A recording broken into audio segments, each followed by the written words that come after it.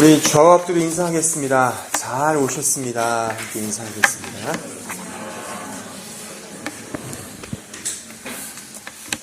네, 오늘 주시는 하나님의 말씀은 마태복음 1장 18절로 25절입니다. 마태복음 1장 18절로 25절 말씀, 우리 한 절씩 교독하겠습니다. 제가 먼저 18절을 읽겠습니다. 예수 그리스도의 나심은 이러하니라. 그의 어머니 마리아가 요셉과 약혼하고 동거하기 전에 성령으로 잉태된 것이 나타났더니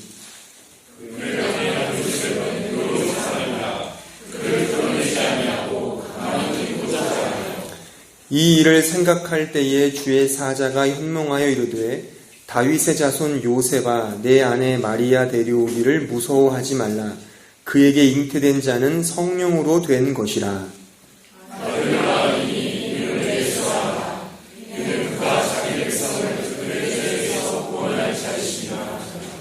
이 모든 일이 된 것은 주께서 선지자로 하신 말씀을 이루려 하심이니 이르시되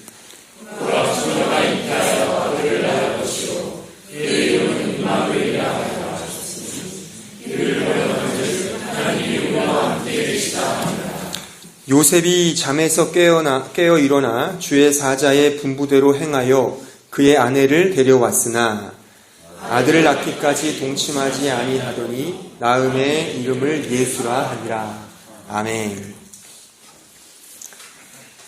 신앙생활을 하면서 우리에게 가장 큰 위로와 힘이 되는 것은 하나님께서 나와 함께 하신다는 그 확신일 것입니다.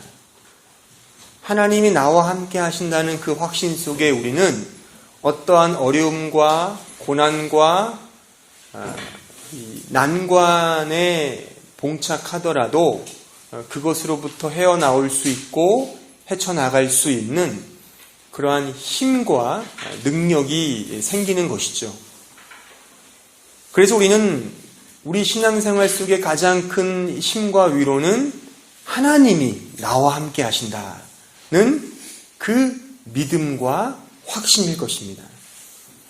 그러나 하나님이 우리와 함께 하신다, 나와 함께 하신다는 것이 우리가 생각하는 것과 같이 행복하고 굉장히 힘이 생기고 또는 능력이 생기고 용기가 생기는 것과는 다른, 우리가 생각지도 못하는, 생각하기도 싫은 그 어떤 것일 수 있다는 것을 우리는 기억해야 합니다. 그러니까 오늘 저는 그 어떤 것이 뭔지를 오늘 본문을 통해 생각해 보고자 하는 것입니다. 즉, 임마누엘, 하나님이 나와 함께 하신다, 우리와 함께 계신다는 그 진리가 담고 있는 성경적 이야기가 무엇인지 우리가 한번 좀 역설적인 개념이 되겠지만 우리가 오늘 이 본문의 말씀을 통해서 그 임마누엘이 갖고 있는 그 진정한 성경적 의미를 한번 찾아보고자 하는 것입니다. 제가 지난 시간에 말씀드린 바와 같이 마태복음은 유대인을 대상으로 기록된 복음서입니다. 그래서 유대인들에게 익숙한 어떤 배경과 지식들을 근거로 하여 이 마태는 자신의 복음서를 기록했습니다. 예를 들면 오늘 본문은 예수님의 탄생 경위를 우리에게 보여주는 말씀인데, 예수님을 실제 낳았던 마리아의 관점에서 기록한 것이 아니라 요셉의 관점에서, 요셉을 중심으로 놓고 예수님의 탄생 경위를 지금 진술하고 있음을 우리는 알 수 있죠. 반대로 누가복음은 이방인을 대상으로 이 복음서를 쓴 거거든요. 그래서 거기에 예수님의 나심의 경위를 보면 요셉은 등장하지 않습니다. 요셉은 잘 등장하지 않고 마리아를 중심으로 해서 이렇게 예수님의 나심을 기록하고 있음을 우리는 대조적으로 볼 수가 있죠. 그래서 마태복음은 유대인들을 대상으로 하기 때문에 다른 복음서에 비해서 유대인들에게 익숙한 구약 성경의 인용이 굉장히 많습니다. 구약 성경은 이렇게 해서 이렇게 됐다, 이렇게 인용하는 구절이 많고, 우리가 오늘 읽은 이 본문도 예수님의 나심을 이사야 7장의 그 말씀을 이렇게 연관시켜서 우리에게 그 예수님의 나심을 우리에게 설명하고 있다는 사실을 알 수가 있죠. 그래서 마태복음은 궁극적으로 다윗 왕권의 회복, 이스라엘의 그 나라의 부흥을 이렇게 전망해 놓고 이제 복음서를 기록한다고 볼 수 있습니다. 이제 계속해서 이 마태복음을 강의하면서 이 부분을 계속 제가 설명하겠지만, 이제 오늘 이 본문을 통해 우리가 알 수 있는 것은 예수님의 나심, 그 임마누엘이 갖고 있는 의미가 무엇이냐. 또 오늘 읽은 이 본문에는 예수님의 나심을 이사야 7장의 그 근거로 우리에게 지금 보여주고 있거든요. 그렇기 때문에 우리는 구약 성경의 이사야 7장을 가서 우리는 그 배경에 되는 말씀을 한번 먼저 생각해 봐야지만 이 마태복음 1장 이 본문의 내용을 보다 면밀하게, 보다 정확하게 알 수 있다고 생각을 합니다. 자, 이 시간 우리 이사야 7장의 말씀을 한번 가보겠습니다. 이사야 7장 1절부터 16절인데 오늘 읽은 본문보다 깁니다. 하지만 우리가 오늘 굉장히 논리적인 이해를 가져야 되기 때문에 좀 길긴 하지만 1절로 16절의 이 말씀을 같이 우리 교독하도록 하겠습니다. 제가 먼저 1절을 읽겠습니다. 잘 의미를 생각하면서 읽으시면 좋겠습니다. 우시아의 손자여 요담의 아들인 유다의 아하스 왕 때에 아람의 르신 왕과 르말리아의 아들 이스라엘의 베가 왕이 올라와서 예루살렘을 쳤으나 능히 이기지 못하니라.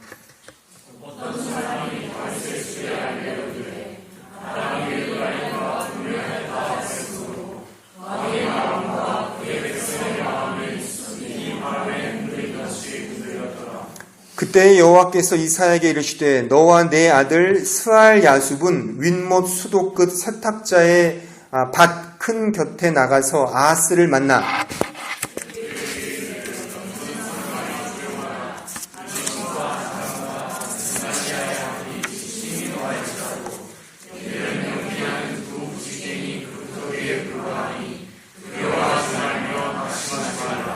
아람과 에브라임과 르말리아의 아들이 악한 꾀로 너를 대적하여 이르기를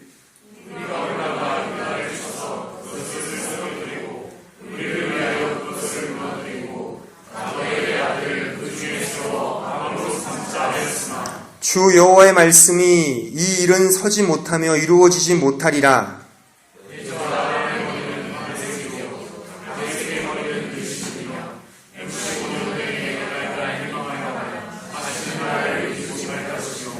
에브라임의 머리는 사마리아요 사마리아의 머리는 르말리아의 아들이니라. 만일 너희가 굳게 믿지 아니하면 너희는 굳게 서지 못하리라 하시니라. 너는 내 하나님 여호와께 한 징조를 구하되 깊은 데에서든지 높은 데에서든지 구하라 하시니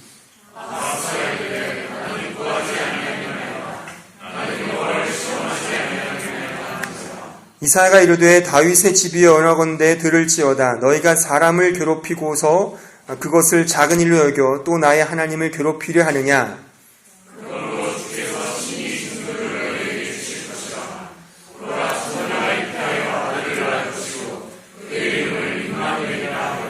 그가 악을 버리고 선을 택할 줄 알 때가 되면 엉긴 적과 꿀을 먹을 것이라.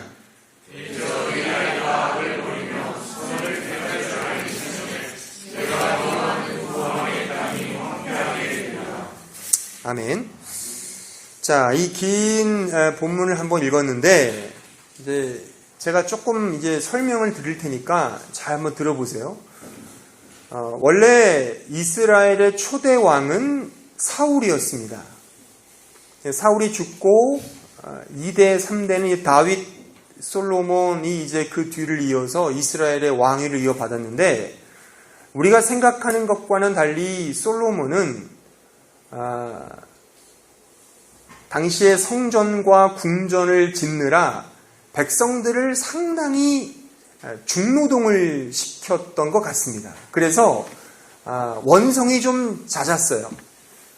솔로몬이 죽고 나서 그의 아들 르호보암이 왕이 됐는데, 이 르호보암이 도리어 자신의 아버지보다 훨씬 더 세게, 더 무거운 노동과 무서운 채찍으로 백성들을 통치할 것이다 라고 이렇게 이야기를 했단 말이죠. 그래서 12지파죠. 이스라엘이 12지파 중에 10지파가 이 르호보암을 통치자로 인정하지 않습니다. 등을 돌려요. 그래서 자기들끼리 새로운 나라를 만드는데 그 나라가 이제 북이스라엘이라고 합니다. 그리고 남은 두 지파가 여전히 모여서 이제 그 르호보암을 왕위로 계속 인정하면서 남유다를 이제 이렇게 이끌죠. 그래서 지금 우리나라의 남북 관계처럼 북쪽의 이스라엘을, 남쪽의 유다가 이렇게 사이좋지 않게 대치적인 상태에 있는 거죠. 그러니까 오늘 읽은 이 말씀에 의하면 이 북이스라엘이 이제 늘 이제 유다를 침공을 합니다. 근데 번번이 지죠. 그래서 이번에는 아람이라는 이방 나라와 동맹을 맺고 남유다를 이제 침공을 하는 거예요. 한번 침공을 했는데 또 져요. 하지만 더 강력하게 모아서 이제 전쟁, 대치 중에 있는 거죠. 그런 가운데 지금 이 7장의 본문이 이제 있는 거예요. 그때 이 남유다의 왕이 아하스 왕이었는데, 이 아하스 왕과 그의 유다 백성들이 벌벌 떨고 있는 거죠. 바람에 숲이 움직이듯이 그 마음이 굉장히 무서운 거죠. 저 동맹국이, 저 북이스라엘과 아람 그 강대국이 이제 유다를 침공하면 자기네들은 이제 멸망할 것이다. 이렇게 두려워하는 가운데 있을 때에 여호와 하나님께서 이사야라는 선지자를 불러서 그의 아들 스알야숲과 그 아하스 왕에게 가서 이렇게 전해라. 두려워하지 말고 겁내지 마라. 너는 나만을 의지하라. 그러면 내가 저 두 나라를 다 멸망시킬 것이다. 너는 하나의 징조를 구하라. 근데 아하스는 정작 그 징조를 구하지 않습니다. 근데 징조를 구하지 않는 이유가 뭐냐? 이미 아하스 왕은 두려운 나머지 그 옆에 있는 이방 나라 아수르의 원조를 청해요. 그래서 아수르가 이제 대군을 이끌고 이제 유다를 돕기 위해 오는 중에 있는 거죠. 그래서 굳이 아하스 왕에게는 이제 여호와 하나님을 의지할 필요가 없는 거예요. 강대국 아수르를 의지하게 되는 거죠. 마치 우리가 임진왜란 때 그 명나라 사신을 보내서 원조를 얻듯이, 그래서 선조가 막 그 명나라의 바짓자랑이를 붙잡고 막 늘어지지 않습니까? 그런 모습인 거죠. 그래서 징조를 구하지 않아요. 이 아하스 왕이. 그러니까 이거는 구하지 않는다는 건 뭐냐면 여호와를 의지할 필요가 없다 이거죠. 자기는 아수르가 있다는 거죠. 그거를 상징적으로 보여주는 거예요. 그럼에도 불구하고 하나님은 이사야를 통해서 하나의 징조를 보여주시는데, 그 징조가 뭐냐? 바로 14절이죠. 처녀가 잉태하여 아들을 낳을 것이요 그의 이름을 임마누엘이라 하리라. 그래서 실제 이제 이 아이가 태어나서 이 아이가 이제 선악을 구별할 줄 알 때, 그러니까 철이 들 때, 그러니까 우리로 말하면 이제 한 말을 하고 뭔가 옳고 그름을 분별한 2-3살 됐을 때쯤에 내가 저 두 나라를 전멸시킬 것이라는 약속이거든요. 그런 징조란 말이에요. 근데 실제 이 약속대로 BC 722년에 북이스라엘은 아수르에 의해서 이제 멸망을 당합니다. 근데 그게 이제 대체적인 이스라엘의 역사인데, 여기서 우리가 한 가지 좀 짚고 넘어갈 게 뭐냐면 이 14절에 그 처녀가 잉태하여 아들을 낳을 것이요 라는 이 표현 속에서 처녀라는 단어의 이중적인 의미를 알아야 돼요. 이 처녀로 나타난 이 단어의 그 히브리어가 알마라는 단어예요. 알마. 근데 이 알마라는 단어의 첫 번째 의미는 결혼한 젊은 여인을 의미해요. 그래서 우리가 일반 처녀라고 하면 영어로 벌진이라고 하잖아요. 이 벌진이라는 단어의 히브리어는 베툴라라는 단어거든요. 근데 이 이사야서의 이 저자는 베툴라로 쓰지 않고 알마라는 단어를 썼다는 것에 우리는 먼저 주목할 필요가 있는 거죠. 그래서 많은 비판적인 신학자들은 이 14절 말씀은 결코 동정녀 마리아를 뜻하는 것이 아니다라고 그렇게 좀 비판적으로 이 부분을 해석하기도 합니다. 하지만 우리는 이중적인 의미를 이해를 하셔야 돼요.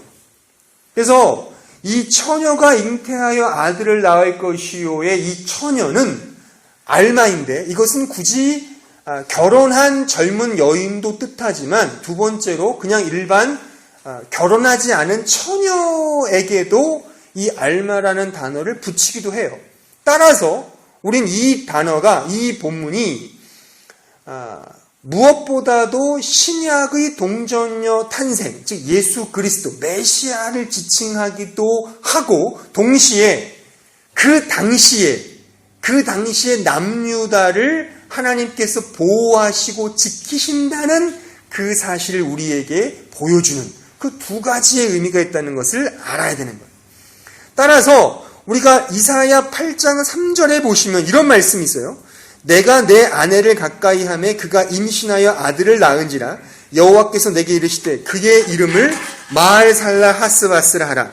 이는 그 아이가 내 아빠 내 엄마라 부를 줄 알기 전에 다메섹의 재물과 사마리아의 노략물이 아수르 앞에 옮겨질 것이니라. 이게 무슨 말이냐면 실제 이사야가 자신의 아내와 동침을 하고 둘째 아들을 낳아요. 그 둘째 아들 이름이 마알살라 하스바스라는 이름이에요. 이름도 길죠. 그렇죠? 근데 이런 아들을 낳고 이 아들이 말하기 전에, 그러니까 말을 이렇게 두세 살 전 될 쯤에 저 두 나라는 멸망할 것이다. 그걸 지금 또 징조로 보여주시는 거죠. 그래서 오늘 아까 읽었던 이 7장 16절의 그 아이는 바로 마알살라 하스바스를 의미한다고 대부분의 해설자들이 이렇게 이야기를 합니다. 어쨌든 정리를 하자면 요 14절의 본문의 작은 의미는 남유다에 대한 하나님의 보호, 그를 지키시고 그를 늘 위협과 두려움 속에 이렇게 보호하신다는, 그래서 실제 아이가 태어나서 그 아이가 두세 살 지나면 곧 내가 그들을 전멸시킬 것이다. 그것에 대한 실제적인 징조라는 것이죠. 그 당대의. 하지만 이것은 예언을 통해 이제 나중 신약 시대에 가서 실제 동정녀, 처녀가 이제 우리의 영원한 왕이신, 우리의 중보자이신 예수 그리스도, 이 모든 영적인 전쟁을 종식시키실 바로 그 예수 그리스도를 지칭한다고 이렇게 말할 수 있는 것이죠. 그런데 여기서 한 가지 좀 우리가 심각하게 생각할 수 있는 문제가 하나 이제 등장을 하죠. 왜 아하스는 이런 하나님의 징조와 약속을 의지하지 않고 아수르를 의지했느냐는 거죠. 근데 당연히 우리는 답을 알죠. 왜요?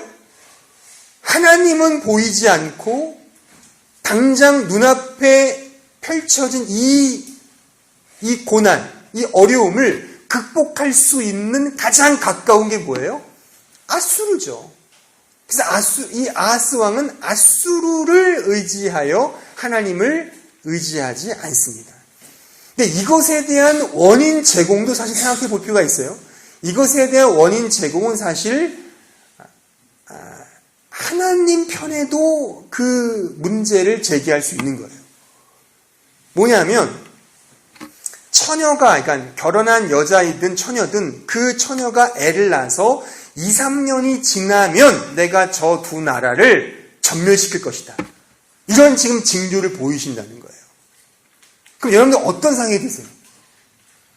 사실 이 처녀라는 말은 제가 해석을 했으니까 이제 이건 차치하고 한 여인이 애를 낳는다. 이게 신기한 징조입니까? 여자의 애를 낳는 거죠. 그리고 그 애가 2, 3년이 지난 다음에 내가 두 나라를 전멸시킬 것이다. 그게 당장의 문제 해결이 됩니까? 지금 적군은 바로 앞에 와 있는데 지금 하나님의 선지자가 와서 한다는 소리가 좀만 기다려. 그럼 하나님께서 해주실 거야. 그게 들어오냐 이거죠. 지금 일촉즉발의 상황인데 지금 상황의 징조를 보여주신다면 뭐 하늘에서 불 같은 게 떨어져 갖고 막 이렇게 막 엄청난 기적을 보이며 우리가 그 신묘한 능력에 사로잡혀서 의지할 법도 한데 그게 아니라는 거예요. 그냥 처녀가 잉태하여 아들을 낳을 것인데 그가 말을 할 때쯤에 내가 다 해줄게. 누가 그걸 의지하겠어요? 우리가 드는 의문은 뭐냐면 굳이 하나님이 해주실 거면 지금 당장 해주시지 왜 2, 3년이 흐른 뒤에 해주시냐? 이해되세요? 그렇죠? 그런 의문이 들 수 있는 거죠. 우리로 생각하면 지금 우리에게 당장 큰 문제가 터졌어요. 근데 하나님이 우리에게 해주시는 약속이는 뭐냐면 내가 너와 함께한다. 걱정하지 마라. 아 그래 알아요 그거는. 근데 지금 이 문제 예를 들면 지금 비자가 안 나와서 내일이면 본국으로 도망이 아니라 이제 이렇게 막 이렇게 보낼 판인데 쫓겨낼 판인데 이건 안 나오고 하나님이 나와 함께 하신다. 그게 나에게 무슨 상황이라는 것이죠. 당장 비자의 도장이 독일 사람이 찍어주는 그 도장이 나에게 임마누엘이지. 실제 그렇지 않겠어요. 지금 몸이 아파 죽겠는데 내가 너와 함께 한다. 아니 몸이 아파 죽겠는데 이 몸을 좀 고쳐주시든지 해야지. 몸은 계속 아픈데 내가 너와 함께 한다. 좀만 참아라. 참을 수 있겠냐는 거예요. 그래서 우리는 이런 부분에 늘 갈등과 번민과 딜레마에 빠지는 거죠. 그러니까 아하스와 같이. 그러니까 아하스가 인간적으로 보면 이해가 되죠. 그렇잖아요. 지금 당장 적군은 앞에 와 있는데 2, 3년 뒤, 3, 4년 뒤 그것도 명확히 나온 것도 아니잖아요. 그 애가 선과 악을 구분할 줄 되면 그때쯤에 두 나라를 내가 다 쓸어줄게. 그럼 그 가운데 그 사이에는 뭐 하자는 거예요? 이게 참 우리로서는 미치고 한장을 노리시죠. 사실 여러분들 개인적으로 한번 적용해 보세요. 이런 상황에 주신 말씀이 바로 이 임마누엘의 말씀이라는 거예요. 그리고 이 말씀에 대하여 마태는 그 말씀을 인용하여 예수 그리스도의 탄생 기사에 이 말씀 이사야 7장 14절을 인용하고 있다는 것이죠. 그럼 이제 우리 마태복음으로 가봅시다.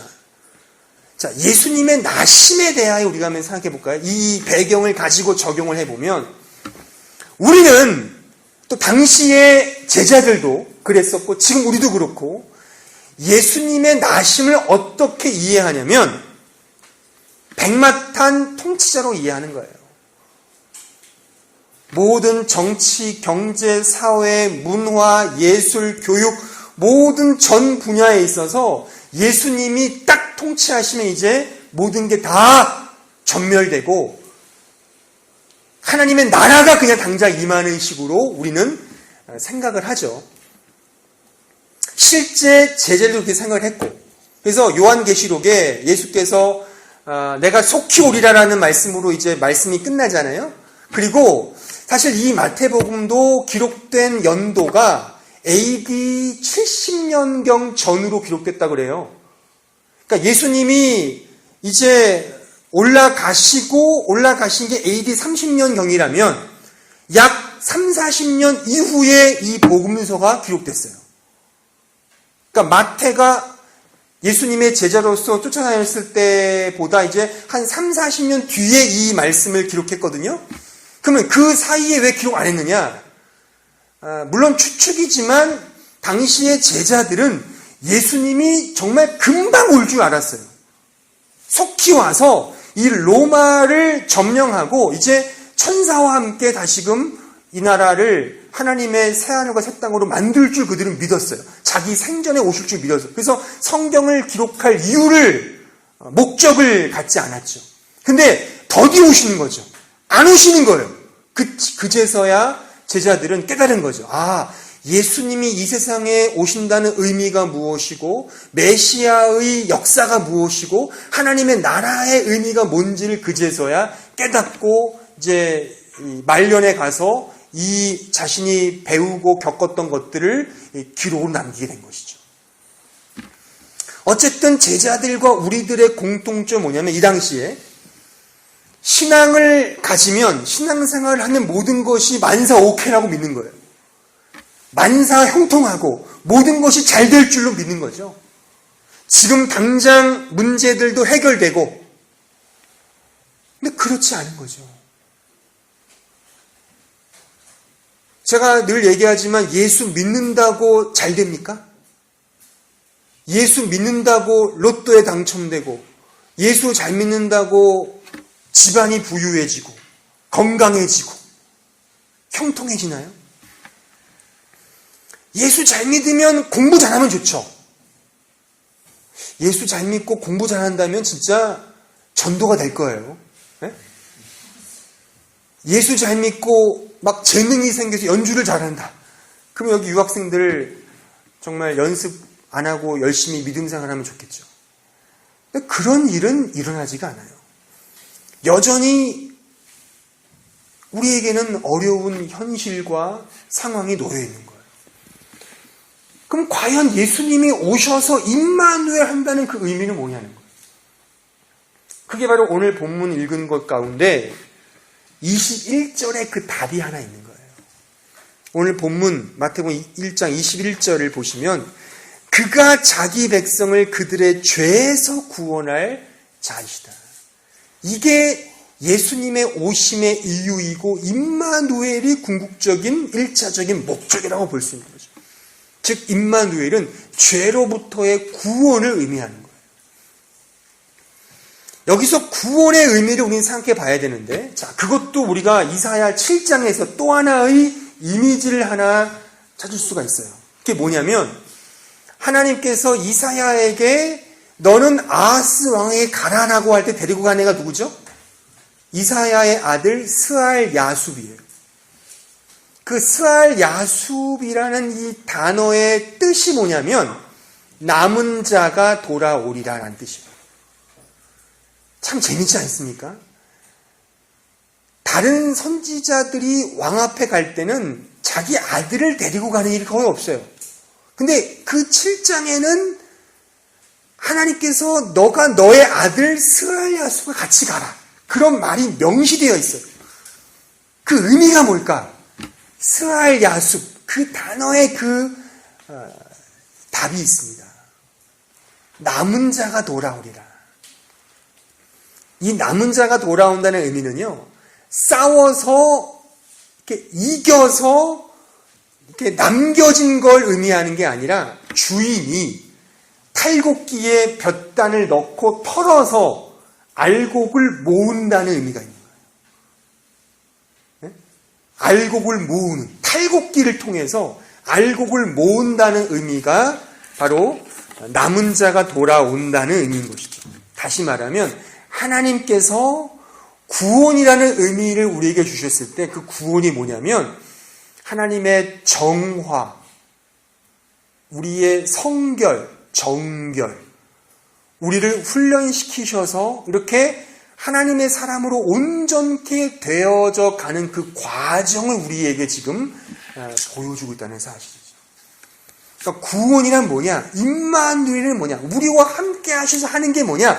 우리의 현실의 문제를 해결해 주시고 형통하고 더 번창하고 번성함을 우리에게 주시기 위해 함께 하는 게 아니라 우리를 죄인인 우리를 하나님의 사람으로 온전케 하며 더 정화시키는, 탈곡기에 집어넣은 볕단에서 알곡이 모아지듯이 우리를 이렇게 하나님의 순수한 백성으로 만들어가는 그 과정이라는 것을 우리는 알 수가 있는 것이죠.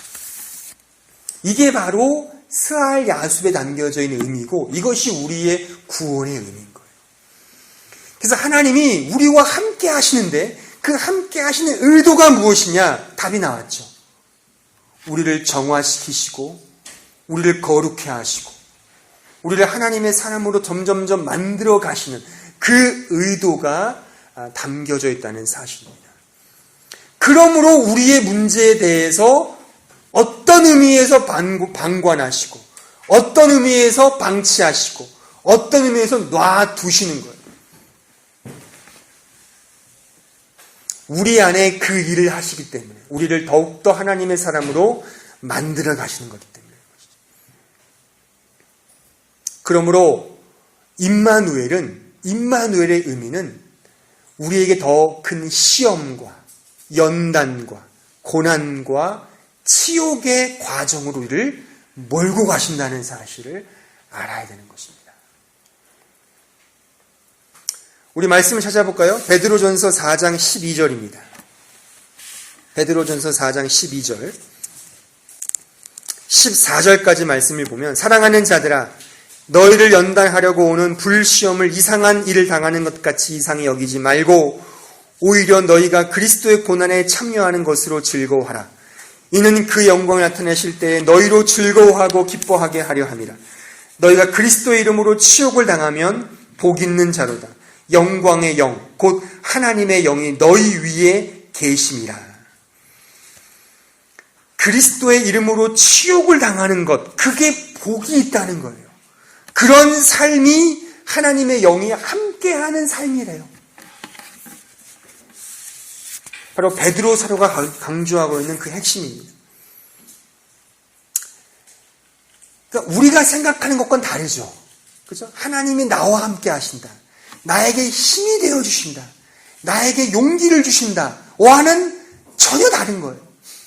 우리가 원하고 우리가 바라는 것과는 다른 양상으로 우리의 현실을 하나님이 이끌고 있다는 사실을 우리는 알아야 됩니다. 마치 이것과 같죠. 여러분들 그 화상 입은 환자 치료하는 것을 보신 적이 있으세요? 그럼 거의 그 수세미와 같은 도구로 그 화상 입은 부위를 박박 긁습니다.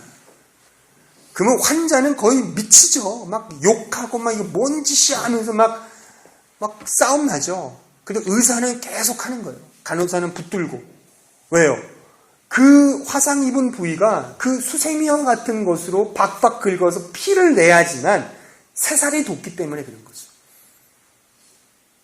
만약 그것이 아프다 그래서 그거를 회피하거나 의사도 그 욕먹기 싫어서 안 하면 나중에 소송당하죠.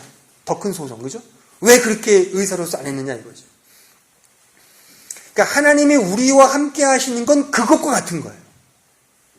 왜요? 우리는 지금 화상 입은 것보다 더한 죄인이잖아요.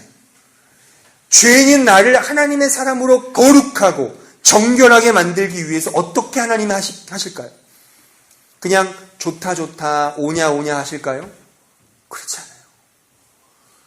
그렇기 때문에 우리의 현실 속에 오셔서 나와 함께 하시지만 결코 여러분들이 원하는 대로 놓아두지 않으시고 여러분들이 원하는 삶을 하나님은 허락하지 않으십니다.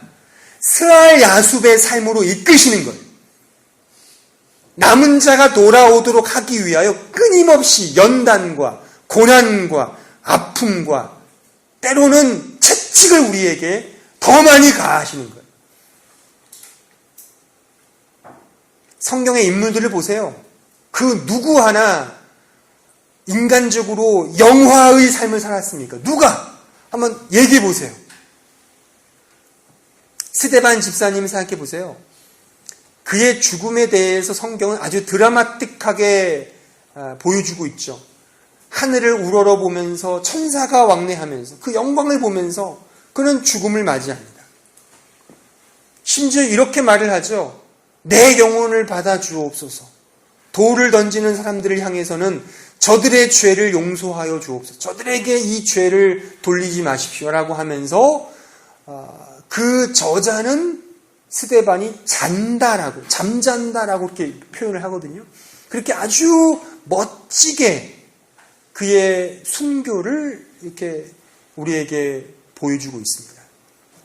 근데 사실 그렇다 그래서 여러분들이 스데반처럼 이런 인생을 살고 싶으세요? 사실 좀 외람된 표현이지만 스데반의 죽음은 소위 개 죽음 아니에요. 돌로 맞아 죽은 거잖아요. 아주 비참한 최후를 맞이했죠.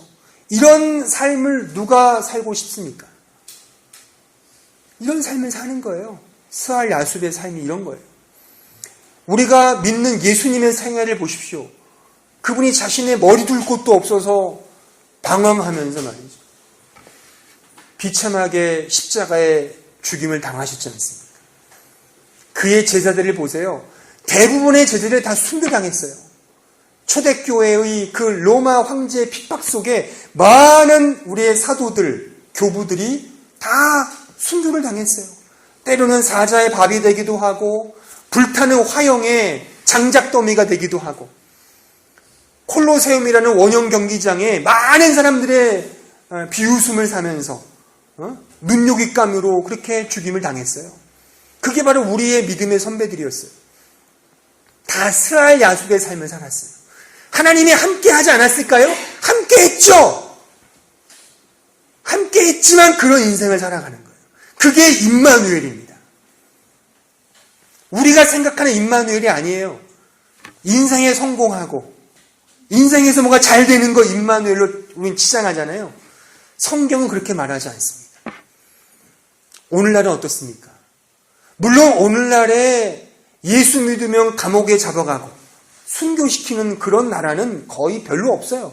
우리가 사는 이런 환경은 더더욱 독일은 무슨 성령 강림절 무슨 승천날도 쉬는 판인데 얼마나 기독교 문화가 판을 치는 나라입니까? 이런 나라에서는 예수를 믿고 하나님을 믿는다면 좋아하지 믿는다고 잡아가고 가두고 그러진 않아요.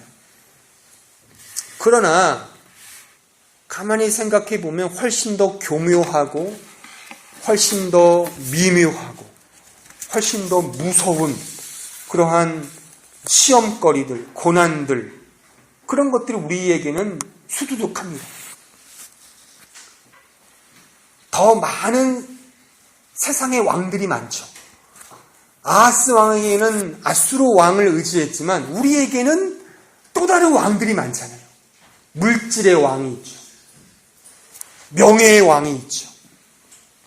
또한 인간을 흠모하는 인간 중심의 왕들이 우리에게는 즐비합니다. 더 많은 것들이 많아요. 우리가 예수를 믿는다고 잡아가진 않지만 예수를 믿으면 손해를 봐요. 그래서 우리는 타협을 하죠. 스알 야숲의 삶을 살려고 하지 않아요. 알긴 알죠. 알지만 한쪽 귀로 듣고 한쪽 귀로 흘리면서 아이 뭐 다 그래 사는 거지 뭐 하면서 그냥 타협을 하고 좋게 좋은 거 아니냐. 그렇게 살아가는 거예요. 하지만 그것은 참된 신자의 삶이 아닙니다. 임마누엘, 하나님이 함께하는 삶은 스알 야숲의 삶이에요. 남은 자가 돌아오는, 더 많이 훈련받고 정화를 위해 아주 각고의 노력을 해야 하는, 정말 피를 흘려야 하는, 그 피가 육체적 피는 아닐지라도 영적인 피를 철철 흘리는 그런 각오와 그런 결심이 없이는 우리가 나아갈 수 없는 그런 삶이 우리 앞에 놓여 있습니다. 많은 비난이 있죠. 치욕이 있어요. 근데 그 치욕 속에 더 참고 인내하고 더 정직하고 더 순결하게 나를 지켜야 하는 것들이 우리의 이 시대의 스알 야숲의 삶이에요. 더 많이 참아야 돼요. 폼을 잡는 게 아니에요. 더 많이 내가 희생하는 거예요. 사랑할 수 없는 자를 더 사랑해야 되는 것이고 용서할 수 없는 자를 용서해야 되는 것이고 품을 수 없는 사람을 내가 품어야 되는 것이죠. 더 어려운 스알 야숲의 삶이 우리 앞에 놓여져 있는 거예요. 그게 임마누엘의 삶이에요. 하나님이 나와 함께 하신다는 그런 삶이 이런 삶인 것입니다. 악의적인 근거 없는 비난 이런 것에 우리는 놓여 있어요. 그럼에도 불구하고 그것을 우리는 참고 나아가는 거예요. 그게 스알 야숲의 삶이에요. 실제 이런 실화의 이야기를 제가 하나 예화로 들려드리겠어요. 어느 한 조그마한 100여 명 모이는 교회에 이런 일이 있었다고 합니다. 한 그 교회 청년 자매가 있었는데 그 자매가 어느 날부터 배가 불러오는 거예요. 근데 이게 비만이 아니라 이게 임신을 한 거야. 처녀가. 그래서 교회 어른들이 모여서 물은 거죠. 너 도대체 청년인데 왜 애를 낳아? 네가 마리아냐? 우스갯소리로. 그래서 물은 거죠. 그래서 도대체 그 애 아빠가 누구냐? 그러니까 아주 충격적인 이야기를 하는 거예요. 담임 목사님입니다. 그래서 이게 난리가 난 거죠. 근데 실제 그 담임 목사님도 몇 해 전에 사별을 하셔서 혼자 사택에서 이제 기거하시면서 이 자매가 밥도 해드리고 빨래하고 집안 청소도 하려고 종종 갔나 봐요. 그래서 성도들은 그거를 기정사실화로 믿은 거죠. 그래서 목사님의 변도 그냥 무시한 채 그냥 완전히 그냥 노예에 보고해서 이 사람 면직시키고 목사직을 면직시키고 그냥 쫓아낸 거죠. 또 그 자매가 낳은 그 아이를 그냥 안겨오고 그냥 떠나시오! 간 거예요. 5년이 흘렀어요. 근데 이 자매가 어느 부흥 집회에 참여해서 은혜를 받은 거예요. 그래서 자신의 죄에 대해서 고백하고 그 5년 전에 그 사건에 대한 진실을 교회 앞에 말했는데 사인인즉슨 그 당시에 목사님을 싫어했던 어느 집사와 이제 짜고 그리고 이제 이 덤팽이를 씌운 거죠. 그래서 목사님은 쫓아내고 이제 그런 일들을 이제 다 이야기한 거죠. 그래서 교회가 이제 발칵도 뒤집힌 거죠. 그래서 그 목사님을 수소문 해봐라. 수해하니까 그 목사님이 이제 강원도 탄광촌에 계신 거예요. 광부로 이제 일을 하면서 그 애를 키운 거죠. 5년 동안. 그래서 그 목사님을 모셔다가 이제 다시금 이제 여러 가지 목사님을 모시고 다시 이제 사역을 하시면서 이제 그 목사님은 거의 성자처럼 아주 그런 거룩하게 이제 생활을 하셨다는데 제가 이 예화에서 이 실화라고 하는데 제가 그 책에서 봤는데 제가 이제 느꼈던 거는 5년 동안 여러분들 한번 그런 당사자라고 생각해 보세요. 어떨 것 같아요? 아마 법적 소송 내지는 무슨 DNA 조사까지도 했겠죠. 칼부림이 났겠죠, 근데 그 이유에 대해서는 제가 모르겠지만 어쨌든 5년 동안 그 애를 키우면서 광부로 그 목사님이 일을 하신 거예요. 그러니까 하나님이 함께 안 있었겠어요? 5년 동안 그 삶을 살면서 그 목사님 또는 그 사람의 마음에는 어떤 생각이 들었을까? 이런 근거 없는 어떤 비난, 근거 없는 비판, 또는 치욕을 우리는 감수하면서 그 스알 야숲의 길을 걸어가는 거예요. 이게 하나님이 함께하는 신자의 삶의 모습입니다. 불끝 화를 내고 분노하고 이런 게 신자의 삶이 아니에요. 심지어 악의적인 비판이라 하더라도 그 안에 담겨져 있는 하나님의 선하신 뜻을 우리는 발견하며 가는 거예요. 실제 그 조나단 에드워즈라는 그 어떤 신학자가 이런 말을 했대요. 악의적인 비난이라 하더라도 그 악의적인 비난 속에는 선의 칭찬에서는 도저히 발견될 수 없는 어떤 뜻이, 어떤 진실이 담겨져 있다. 그래서 자신은 그 어떠한 누군가의 무례와 악의적인 비판에 대해서도 최대한의 예의와 품위로 그것을 받아들인다. 이런 말이에요. 왜냐하면 우리가 선의의 칭찬, 사랑을 근거로 한 칭찬은 어쨌든 그 잘못된 부분도 감추는 의미가 있단 말이죠. 하지만 악의는 때로는 팩트로 보여주는 그런 내용이기 때문에 더 많이 귀담아 듣는다는 그런 에드워즈의 고백을 제가 읽은 적이 있어요. 이게 스라이 야숲의 삶이에요. 그러니까 쉽지가 않죠. 왜요? 우리는 죄인이니까. 이 죄인이라는 것은 어떤 물질적인, 어떤 이념적인 개념이 아니라 나의 인격과 결부된 것이기 때문에 나의 인격이 있으면 인격 속에 죄성이 있기 때문에 내가 나를 죄인인 내가 죄된 나를 객관화시킨다는 것은 이것은 나를 부인하고 거부하지 않고서는 결코 생각할 수 없는 것이죠. 그렇죠? 왜? 나는 죄인이니까. 그러니까 나를 거부하면서 이 길을 걸어가는 거예요. 쉽지가 않은 거죠.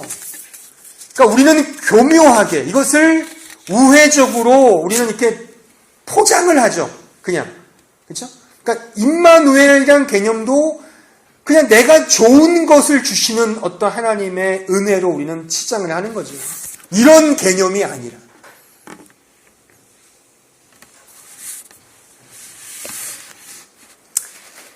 말씀을 한 구절 더 찾아볼까요? 우리 베드로후서 3장 1절입니다. 베드로후서 3장 1절로 7절이에요. 사랑하는 자들아, 내가 이제 이 둘째 편지를 너에게 쓰노니 이 두 편지로 너희의 진실한 마음을 일깨워 생각나게 하여 곧 거룩한 선지자들이 예언한 말씀과 주 되신 그리스도께서 구주께서 너희의 사도들로 말미암아 명하신 것을 기억하게 하려 하노라. 먼저 이것을 알지니 말세에 조롱하는 자들이 와서 자기의 정욕을 따라 행하며 조롱하여 이르되 주께서 강림하신다는 약속이 어디 있느냐? 조상들이 잔 후로부터 만물이 처음 창조될 때와 같이 그냥 있다 하니 이는 하늘의 옛적부터 있는 것과 그 땅이 물에서 나와 물로 성립된 것도 하나님의 말씀으로 된 것을 그들이 일부러 잊으려 함이로다. 이게 지금 우리가 받고 있는 비아냥이죠. 세상으로부터 비아냥, 놀림 이런 말이죠. 하나님 약속이 어디 있냐 이거죠. 그 아하스에게 되뇌었던 그 소리가 우리에게 들리는 거예요. 하나님이 해주신다고 했는데 약속하셨는데 지금 우리 현실은 어때요? 예수님이 오셨어요. 이미 2000년 전에.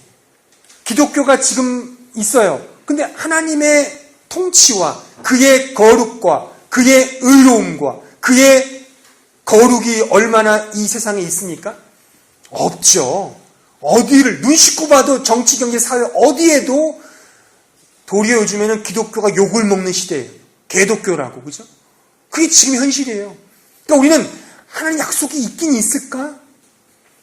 다 그냥 진화론이 맞는 거 아닌가? 우리가 갖고 있는 이 믿음과 이 약속들을 의심하죠. 애써 지우려고 하죠. 네팔의 지진을 보세요. 무참하게 많은 사람이 죽임을 당했잖아요. 그걸 보면서 하나님의 공의가 어디 있을까? 부유한 사람은 더 부유해지고 가난한 사람들은 가난해지고 공의가 어디 있단 말인가? 세월호를 보세요.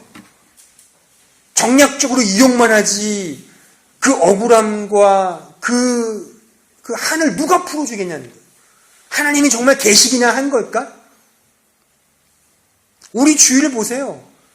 이 빈익빈 부익부잖아요. 이게 제자가 그렇잖아요. 하나님 약속이 이루어지긴 이루어지느냐 이거죠. 심판이 있기는 있는 거야? 다 그 거짓말 아니야? 그냥 잘 먹고 잘 사는 거 돈이 최고지 뭐. 그렇게 되고 있잖아요. 우리도 속고 있죠. 여기서 한몫 잘 챙겨서 한국 가서 뭔가 한번 해보자. 그런 마음으로 유학 오고 이렇게 이고 생활하는지도 누가 알겠어요. 말이야 하나님을 더 찬양하고 임마누엘 나를 더 믿음으로 이끈다라고 말은 하지 실제 우리의 마음속에는 그게 별로 스라이 야숲의 삶은 아니라는 거죠. 우리는 더 많이 절망하는 거예요. 그래서 임마누엘을 하면 할수록 우리의 현실과 약속을 보면서 괴리감을 느끼고 더 절망하고 더 실망하고 더 아우성을 치셔야 맞습니다. 아우성을 치십니까? 얼마나 목 놓아 이 현실과 나의 연약함을 놓고 얼마나 아파하십니까? 그냥 좋고 좋은 거야. 그런 데는 이런 임마누엘의 은혜를 경험할 수가 없어요. 그 예루살렘의 그 야드바슈아라는 그 한 기념관 출구 동상에 이런 글귀가 써 있다고 합니다. 망각은 우리로 하여금 다시 포로가 되게 하고 기억은 우리로 자유민이 되게 할 것이다. 우리는 애써 망각하고 있지는 않은가 이거죠. 하나님의 그 명확한 약속에 대하여 내가 너와 함께한다. 예수님이 오셨어요. 이미 모든 구속사를 이루셨지만 여전히 우리는 그것에 대하여 거부하죠. 왜요? 싫으니까. 초라한 예수님의 모습, 초라한 그 예수님을 따라가는 제자의 삶, 누가 좋겠어요? 아수르의 그 화려한 그 왕을 우리는 더 많이 품겠죠. 이 세상의 롤 모델을 누군가를 정해서 그런 삶을 살기 위해 우리는 매진을 하죠. 어쩌면 이 기독교 신앙을 이름하여 이걸 명목하에 그런 삶을 더 동경하는지도 모르겠죠. 세상의 부귀영화가 우리의 왕은 아닌지 우리는 곰곰이 생각해 보셔야 합니다. 저는 마지막으로 이런 시 한 편을 읽고 말씀을 마치겠습니다. 당신이 왕이라면이라는 이혜인 수녀의 시 한 편을 제가 낭송하겠습니다. 당신이 왕이라면 이혜인, 구해야 할 자들이 하도 많아 혼자서 처절히 피 흘려 죽은 당신이 진정 왕이십니까? 온통 귀먹고 병든 세상에 산천이 울리도록 큰 대답 주십시오.